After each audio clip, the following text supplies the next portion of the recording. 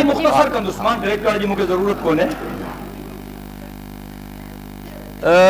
इनाम साहब जे गुफ्तगू जो खुलासो इहो आहे त पाकिस्तान जो बेड़ो मज़हबी माण्हुनि ॿोड़ियो आहे। ॿिन्ही आमरनि ऐं मज़हबी धुरियुनि गॾिजी। मां मज़हबी माण्हुनि जो वकील आहियां, ॿियनि जो वकील मां न आहियां। मां पंहिंजनि माण्हुनि जो वकील आहियां, उनजी वकालत कंदुसि ऐं साईं जंहिंजी बि करे, साईं तो वॾो वकील आहे। मां गुज़ारिश इहा थो कयां त मज़हबी माण्हुनि मुल्क जो बेड़ो नाहे ॿोड़ियो। तव्हां मज़हबी माण्हुनि खे हुकूमत ॾिनी कॾहिं आहे? साईं जे नज़र में ज़ियाउल हक़ बि मुल्लो आहे यार, ना हक़ थियो क़यामत ॿियो छा आहे? साईं मां ॻाल्हायां, साईं मां तव्हांजे विच में न ॻाल्हायो, मां ॻाल्हायां, मूंखे ॻाल्हाइण ॾियो। मां बार बार चवां थो त हर ॾाढ़ीअ वारो ऐं पटके वारो बि मौलवी न आहे, इहा बुनियादी शइ आहे। जीअं हर पेंट शर्ट वारो ग्रेजुएट नाहे हूंदो, पोस्ट ग्रेजुएट नाहे हूंदो, कम अज कम फ़र्क़ु कयो। पहिरीं ॻाल्हि इहा आहे। ॿी ॻाल्हि इहा आहे, बेड़ो ॿोड़ियो आहे हिन वक़्त ताईं जिन हुकूमत कई आहे, उहे कॉलेजनि जा फ़ारिग़ तहसील आहिनि, यूनिवर्सिटियुनि जा फ़ारिग़ तहसील आहिनि। जिन पाकिस्तान जो बेड़ो ॿोड़ियो आहे, ऑक्सफोर्ड जा फ़ारिग़ तहसील आहिनि, कैम्ब्रिज जा फ़ारिग़ तहसील आहिनि। कंहिं मदरसे जे मुल्ले खे हुकूमत कान मिली आहे जो उन्हनि जे ख़िलाफ़ छो था ॻाल्हायो? जेके इन्हनि इदारनि मां पढ़ी आया, बदनाम मज़हब खे कयो थो वञे। आख़िर छो? साईं ॻाल्हि कई त अक़वाम मुत्तहिदा बि मज़हबी रियासत खे तस्लीम नथी करे। कहिड़ी अक़वाम मुत्तहिदा जेका अमेरिका जी लोंडी आहे? अॼु अक़वाम मुत्तहिदा खे बेगुनाह फ़लस्तीन जो क़त्लेआम नज़र छो नथो अचे? मां इन अक़वाम मुत्तहिदा खे तस्लीम करण जे लाइ तयार ई न आहियां। सिधी ॻाल्हि आहे। साईं ॻाल्हि कई त अक़वाम मुत्तहिदा जे उसूलनि खे तस्लीम कयो ह्यूमन राइट्स जे हवाले सां ख़ासि तौर ते। मां थो चवां इन चार्टर जी कहिड़ी हैसियत आहे? ह्यूमन राइट्स जे हवाले सां सब खां पहिरियों इंटरनेशनल चार्टर ॾिनो हो हज़रत मुहम्मद करीम सल्लल्लाहु अलैहि वसल्लम जन हज्जतुल वदा जे मौके ते। उहो इंसानी हक़नि जो पहिरियों आलमी मंशूर हो। उन जी ॻाल्हि कयो त तव्हांजी दुनिया बि बचे, आख़िरत बि बचे।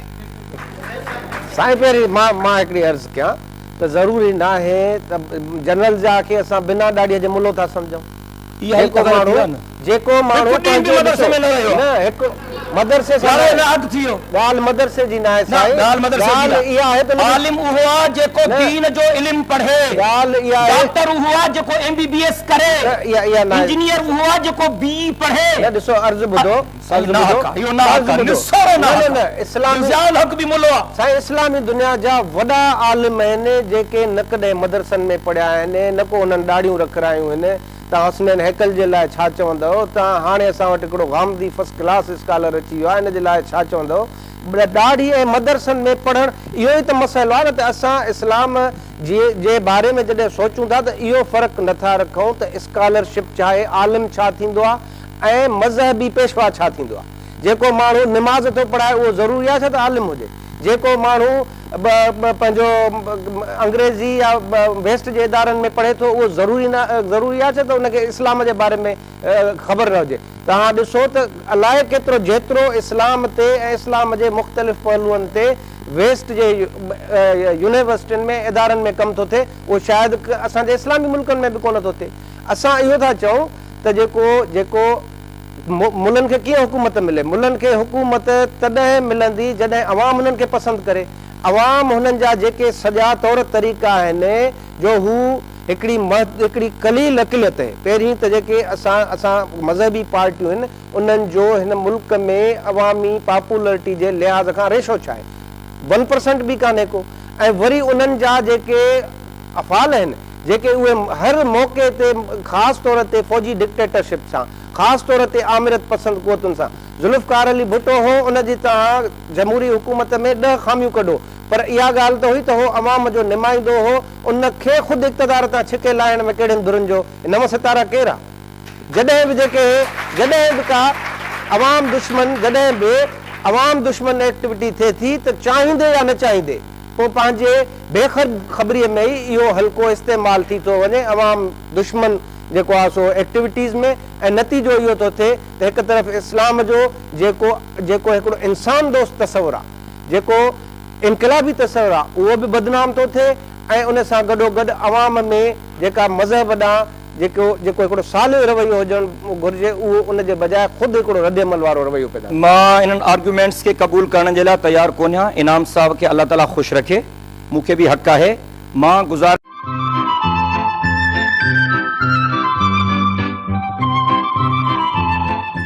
वेलकम बैक नाज़रीन। जो सवाल है शेख साहब खां त शेख साहब जी चयो त मज़हब ऐं मज़हबी धुरियूं रियासत ऐं रियासत जे मामलनि में जॾहिं बि मदाख़लत कयो आहे त तमामु वॾो नुक़सानु थियो आहे ऐं मौजूदा वक़्त में जॾहिं इहा तारीख़ में ॻाल्हि साबित बि थियल आहे त पोइ बि असांजी रियासत पाकिस्तान में मज़हबी धुरियूं रियासत ऐं रियासत जे मामलनि में इंटरफेयर कयो आहे ऐं अहिड़ी सूरत हाल में अव्हां जी नज़र में पाकिस्तान कहिड़ी तबाही जे किनारे ते पहुचंदो? मुझे ख्याल है जै तबाही के किनारे ते पहुता आहियूं इन मां तव्हां अंदाज़ो लगाए था सघो त अञा ॿी कहिड़ी मंज़िल रही आहे। ॻाल्हि हीअ आहे त मज़हबी पाकिस्तान में जेके बि मज़हबी धुरियूं आहिनि मुंड खां वठी उन्हनि मां अक्सरियत जा जी एजेंडा ऐं अवाम दुश्मन जेके हुक्मरान आहिनि उन्हनि जी एजेंडा साॻी आहे। छो जो ॿिन्ही जा जेके इंट्रस्ट आहिनि या ॿिन्ही जा मुफ़ाद आहिनि उहे इन शइ में हिक ॿिए खे सपोर्ट था कनि। आमिरियत खे पाकिस्तान जी जेका सियासत आहे उन जे 62 सालनि मां तक़रीबन 32-33 साल रही आहे फ़ौजी डिक्टेटरशिप ऐं बाक़ी जेके साल आहिनि उन्हनि में चंद साल छॾे ॿिया सभु उन डिक्टेटरशिप जा हिमायत याफ़्ता हुक्मरान रहिया आहिनि ऐं इन्हनि हुक्मराननि खे अवाम ते न हुकूमत करण जो को पॉपुलर हक़ रहियो आहे, न अवाम हुननि खे क़बूल कयो आहे, न अवाम हुननि खे मुंतखिब कयो आहे।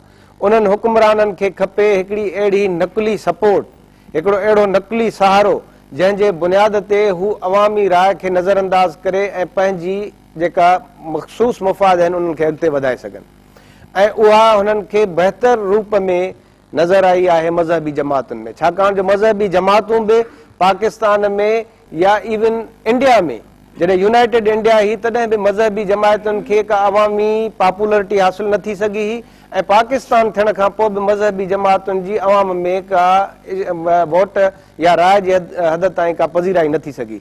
नतीजो इहो निकितो त मज़हबी अनासर जेके सियासत में गैर ज़रूरी दिलचस्पी वठनि पिया उन्हनि जा वेस्टेड इंट्रस्ट क्रिएट थी विया त अवामी सपोर्ट हुननि खे कान्हे का हिकिड़े तरफ़, ॿिए तरफ़ हुननि जी जेके इक़्तिदारी क्वार्टर्स आहिनि या इक़्तिदारी जेके हल्का आहिनि उन्हनि में उन्हनि जो इन्फ्लुएंस कोन्हे।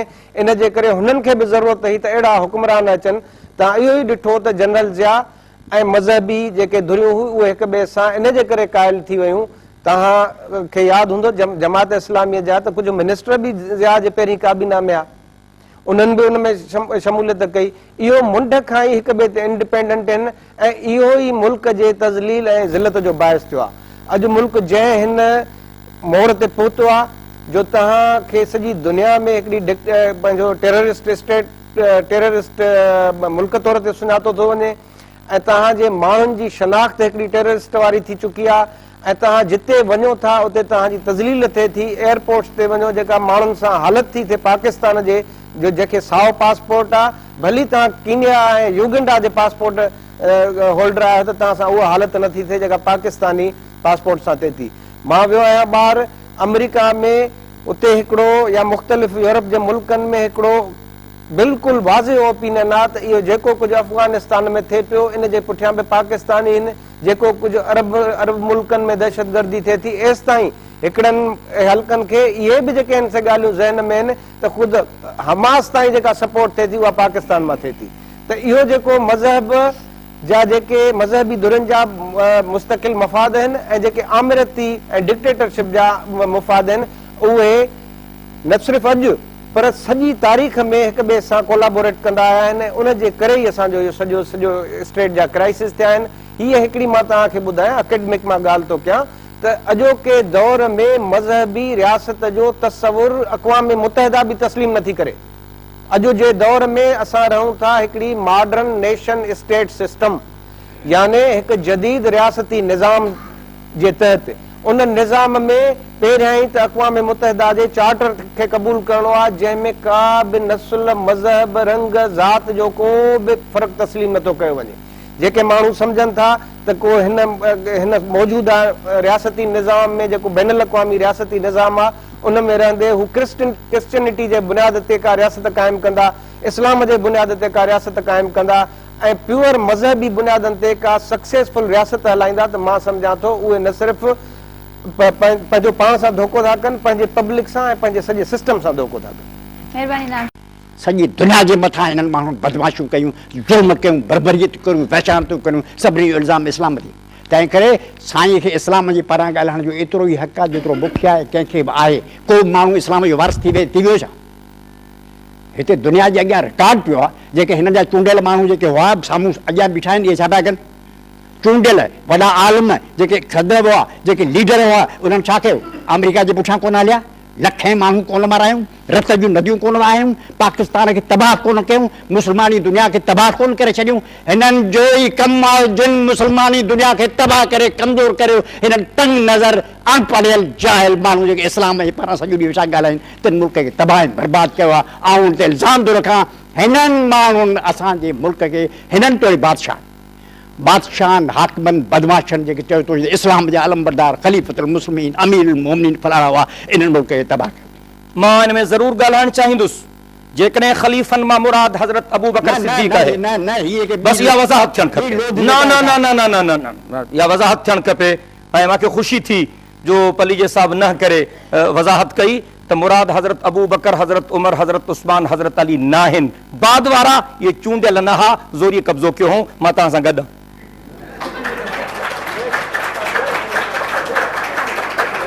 सर सवाल मुझे ये हुआ था जो मौजूदा रियासती निज़ाम आहे वो बिना मुख़्तलिफ़ आज का 1500 साल पहिरीं छा इस्लाम में जेके कानून क़ाइदा ठाहिया विया उहे मौजूदा रियासत में लागू कयूं, छा उहे अवाम जी जेके मौजूदा तक़ाज़नि ते पूरा लही सघनि था या न, या उनजी फ्यूचर में या प्रेज़ेंट एप्लीकेशन छा आहे? बाबा उहा दुनिया जी ॿी हुई, मसइलो हाणे व्याज आहे। आउं थो चवां त हाणे अभी तकिड़ो 2 मिंट में कंदो, ॻाल्हि ख़तमु। तव्हां टेप वेही करियो, 5 ॾींहं हलाईंदो बसि। व्याज तव्हां चओ था, उन ज़माने में व्याज जी जेका हैसियत हुई ऐं उन ते बंदिश दी वई हुई। अॼु ॿुधायो, ईरानी मुस्लमाननि खां पुछो, सऊदी अरब वारनि खां पुछो, क़ुरान रखो मथे ते, व्याज खां सवाइ कमु हली सघे थो? उन दुनिया ज़माने में व्याज जे मतिलबु ॿियो हो। अॼोकी दुनिया में व्याज जी हैसियत ॿी आहे। मुंहिंजो मतिलबु आहे त मज़हबी शरीयतनि ते माण्हू न हलिया, तंहिं करे दुनिया ख़राब थी आहे। इहा ॻाल्हि ग़लति आहे। शरीयतूं क़ाबिल अमल ई न रहियूं। असांजे साईं चयो इस्लाम ग़ुलामीअ जी हिमत अफ़ज़ाई, ग़ुलामीअ खे बंदिश कयो वियो। किथे लिखियलु आहे? किथे लिखियलु आहे त ग़ुलामी हाणे न हूंदी? कहिड़ी आयत आहे, कहिड़ी हदीस आहे? सभु हदीसूं हे पेजनि क़ुरान शरीफ़ रखियो आहे। मूंखे महिरबानी करे ॿुधायो त इहा आयत आहे त ग़ुलामी अॼु ॾींहं खां औरतुनि, ॿारनि, मिसकीननि खे विकायो वेंदो, इहा ॻाल्हाइण ते बंदिश आहे, हाणे न थींदो। मूंखे ॾेखारियो कान्हे? जी सुमरो साहब, तव्हां कुझु चवणु चाहींदा? जी मां ज़रूरु चवणु चाहींदुसि। काथे लिखियलु आहे त माण्हुनि खे ग़ुलाम कयो? काथे हुज़ूर चयो आहे, काथे अलाह चयो आहे, काथे अलाह जे रसूल चयो आहे? कोन्हे। पहिरीं ॻाल्हि। ॿी ॻाल्हि, व्याज जे मसइले ते साईं चए थो त उहो पुराणो ज़मानो, हाणे उन खां सवाइ कमु न हलंदो। मां इन ॻाल्हि खे रद्द करियां थो। व्याज कल्ह बि लानत हो, व्याज अॼु बि लानत आहे। ऐं व्याजी निज़ाम जे करे ग़रीबनि जो इस्तेसाल थिए पियो। ऐं अल्लाह जी महिरबानी सां हिन वक़्तु यूरोप में, अमेरिका में, मुख़्तलिफ़ मुल्कनि में असांजे मुस्लमाननि बिला सूद बैंकारी जो निज़ाम जारी कियो आहे। जॾहिं असां वटि मुतबादिल निज़ाम मौजूदु आहे, जिते तव्हांजो माल महफ़ूज़ बि रहे, तव्हांखे नफ़ो बि मिले, त पोइ हरू भरू अल्लाह ऐं अल्लाह जे रसूल सां जंग जी ज़रूरत कहिड़ी आहे? ऐं चवणु चाहियां थो त इहो ग़लति ॻाल्हि आहे। समाज अॼो जो सरमाएदारी निज़ाम व्याज खां सवाइ हली नथो सघे। हे अढाई चोपड़ियूं खणी ॿ ॼणा वञी वेठा कूड़ करे मखर करे वेठा आहिनि बैंकार। इन जो ॾिसो थो त हिकिड़ो किताबु लिखियलु आहे, हुन the a banker of all seasons, Tarak लिखियो आहे। उहो पढ़ो त असां जेके मुजाहिद छा पिया कनि। हे बदमाश क्रिमिनल वेठा बैंकूं हलाइनि, सॼो अमेरिका जा दलाल वेठा कनि। इहे साईं मुड़ुस आयासीं, अलाह ऐं रसूल जो करे बेइंसाफ़ कया।